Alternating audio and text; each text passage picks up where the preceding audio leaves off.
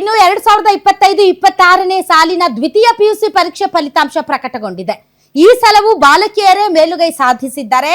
ಶೇಕಡ ಸುಮಾರು 88.70 ಬಾಲಕಿಯರು ಉತ್ತೀರ್ಣರಾಗಿದ್ರೆ ಶೇಕಡ 83.65 ಬಾಲಕರು ಉತ್ತೀರ್ಣರಾಗಿದ್ದಾರೆ. ಫಲಿತಾಂಶದಲ್ಲಿ ಉಡುಪಿ ಜಿಲ್ಲೆ ಪ್ರಥಮ, ಯಾದಗಿರಿ ಜಿಲ್ಲೆ ಕೊನೆ ಸ್ಥಾನ ಪಡೆದುಕೊಂಡಿದೆ. ವಾಣಿಜ್ಯ ವಿಭಾಗದಲ್ಲಿ ಆಳ್ವಾಸ್ ಕಾಲೇಜಿನ ವಿದ್ಯಾರ್ಥಿನಿ ದಿಶಾ ರಾಜ್ಯಕ್ಕೆ ಪ್ರಪ್ರಥಮ ಸ್ಥಾನವನ್ನ ಪಡೆಯುವ ಮೂಲಕ ಶೈಕ್ಷಣಿಕ ಕ್ಷೇತ್ರದಲ್ಲಿ ಹೊಸ ದಾಖಲೆ ಬರೆದಿದ್ದಾರೆ. ಮೂಡುಬಿದ್ರೆ ಮೂಲದವರೇ ಆಗಿರುವ ದಿಶಾ ಅಪ್ರತಿಮ ಸಾಧನೆ ಮಾಡಿದ್ದಾರೆ. ವಾಣಿಜ್ಯ ವಿಭಾಗದ 6 ವಿಷಯಗಳಲ್ಲಿ 600 ಅಂಕಗಳನ್ನ ಪಡೆಯುವ ಮೂಲಕ ರಾಜ್ಯಕ್ಕೆ ಪ್ರಥಮ ಸ್ಥಾನ ಪಡೆದಿದ್ದಾರೆ. ಇವರ ಈ ಸಾಧನೆ ಈಗ ಇಡೀ ರಾಜ್ಯದ ಗಮನ ಸೆಳೆದಿದೆ.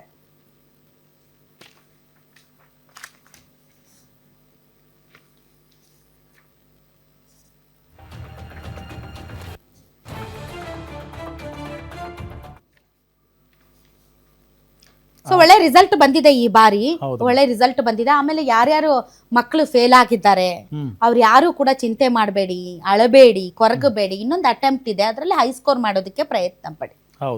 ಇನ್ನೊಂದು ಅಟೆಂಪ್ಟ್ ಇದೆ ತಮಗೆ, ಅದರಲ್ಲಿ ತುಂಬಾ ಚೆನ್ನಾಗಿ ಓದಿ ಆ ಯಾವ ವಿಷಯದಲ್ಲಿ ಫೇಲ್ ಆಗಿದ್ರೆ ಅದರಲ್ಲಿ ಹೈ ಸ್ಕೋರ್ ಮಾಡಿ ಅಷ್ಟೇ. As simple as that.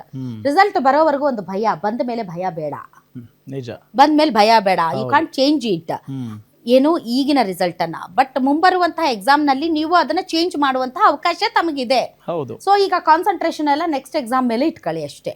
ಆಮೇಲೆ ಪೇರೆಂಟ್ಸು ಅಷ್ಟೇ, ಹಂಗ್ ಮಾಡ್ದೆ, ಹಿಂಗ್ ಮಾಡ್ದೆ, ಅದು ಮಾಡ್ದೆ, ಇದು ಮಾಡ್ದೆ ಅಂತ ಮಕ್ಕಳನ್ನ ತೀರಾ, ಈಗಿನ ಪೇರೆಂಟ್ಸು ಕೂಡ ಮೊದಲಿನಂಗಿಲ್ಲ. ಮೊದಲಿನಂಗೆ ನಾವು ನಮ್ಮ ತಂದೆ ತಾಯಿಗಳ ಭಯಕ್ಕೆ ಹೆಂಗ್ ಬೇಕೋ ಹಂಗ್ ಮಾಡ್ತಿದ್ರು. ಈಗ ಮಕ್ಕಳನ್ನ ಒಂದಿಟ್ಟು ಜೋರಾಗಿ ಮಾತಾಡಂಗೂ ಇಲ್ಲ. ಯಾಕೆ ಅಂತಂದ್ರೆ ಅಯ್ಯೋ ಏನ್ ಮಾಡ್ಕೊಂಡ್ಬಿಡ್ತಾವೋ ಅನ್ನುವಂತ ಭಯ ಪೇರೆಂಟ್ಸ್ ಇರುತ್ತೆ.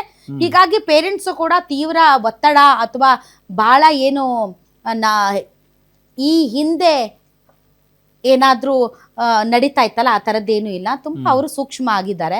ಮಕ್ಕಳು ಅಷ್ಟೇ, ಯಾರ್ಯಾರು ಫೇಲ್ ಆಗಿದ್ದಾರೆ, ಯಾರ್ಯಾರು ತುಂಬಾ ಚೆನ್ನಾಗಿ ಸ್ಕೋರ್ ಮಾಡಿದಿರಿ, ಫಸ್ಟ್ ಬಂದಿದ್ದೀರಿ, ಸೆಕೆಂಡ್ ಬಂದ್, ನಿಮ್ಗೆಲ್ಲ ಕಂಗ್ರ್ಯಾಚುಲೇಷನ್.